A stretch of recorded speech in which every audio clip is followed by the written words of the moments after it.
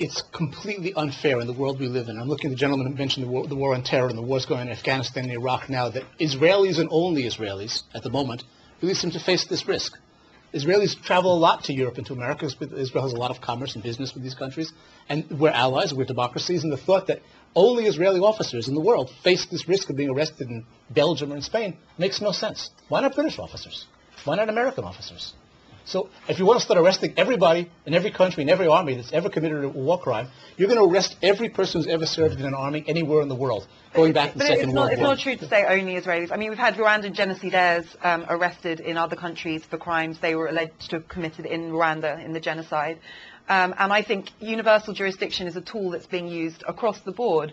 But I agree, and I think that's one of the problems. It's not ideal for random countries or lawyers to go after individual Israelis. I don't think that's the ideal approach. Is this something that the Palestinians are themselves focusing on, that this might be a way to see international justice brought to whoever they believe should be in the dock? Well, we've been seeking this, and there was a try by the PCHR to bring Benjamin bin al-Izr, because he was responsible, and some others, for the killing of more than 23 Palestinians in one of the neighborhoods for only killing one militant. They were only targeting one militant, but they were collectively punished more than 23, and they've killed him. And one quick point regarding your guest, he spoke about the misuse of phosphorus bombs, and he said there was no phosphorus.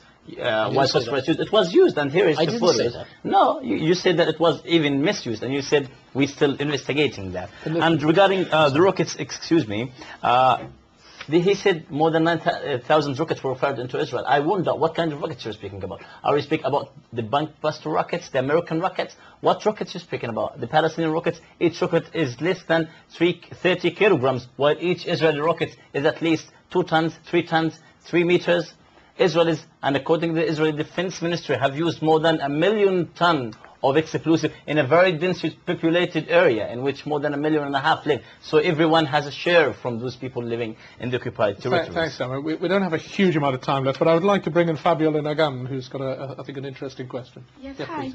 What can you see as future for Gaza?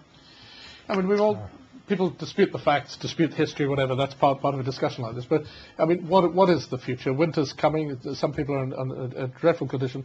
What are you optimistic? That something's going to be done to help? It's a very sad fact. The future of Israel is in the hand of the future of Gaza is by the hand of the Israelis. Now we have more than 60,000 who are partially and totally homeless, because Israel till this moment are not allowing the construction materials to get into the Gaza Strip. Still we have a problem in the water, and you've seen the report that showed up some weeks ago saying that most of the Gaza water is contaminated simply because Israelis are hardly allowing the purification materials to get into the Gaza Strip. Israelis have bombed many of the water wells. Israelis are not allowing the construction materials to get for the lagoons of the sewage water, and in 2007 more than 7 people were killed in northern Gaza because simply Israelis were not allowing these things to get into the Gaza Strip. The problem is getting more and more, and Israel is still besieging Gaza. People are not allowed to leave. People are still in a gradual famine in which the basics are not allowed into the Gaza Strip. Before the siege, there were more than 600 trucks of food getting into the Gaza Strip.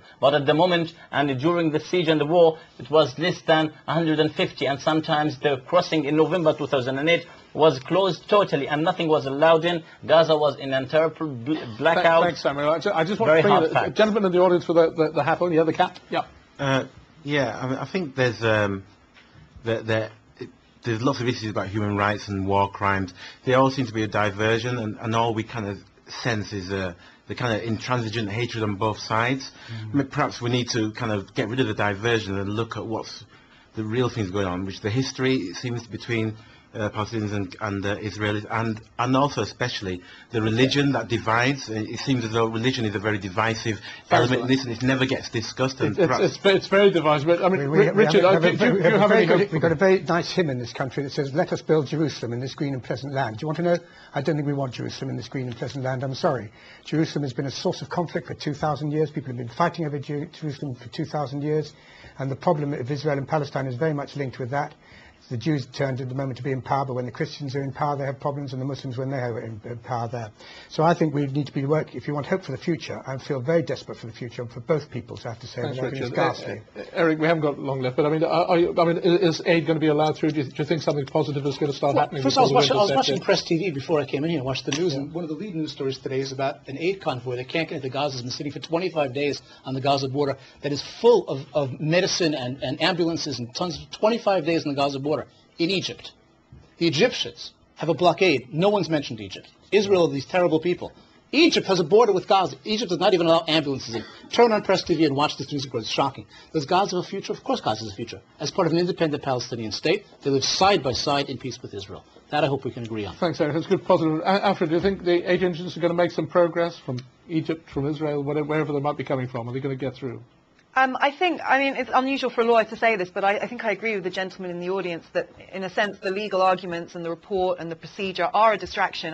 You know, Sameh makes the point very strongly. The issue is what's happening right now, what people in the Gaza Strip are going through, and I think that is where minds need to focus. And I think every lawyer involved in this would agree that the real issue is the peace process and how you move forward, and that's really where everyone hopes there'll be progress. Thanks, Afua. Well, I'm afraid that's all we've got time for. Once again, if you'd like to be part of the audience here in London, please call our hotline on 0208 728 6472 or send us an email at forum@presstv.co.uk. From me, Derek Conway, it's goodbye until next time.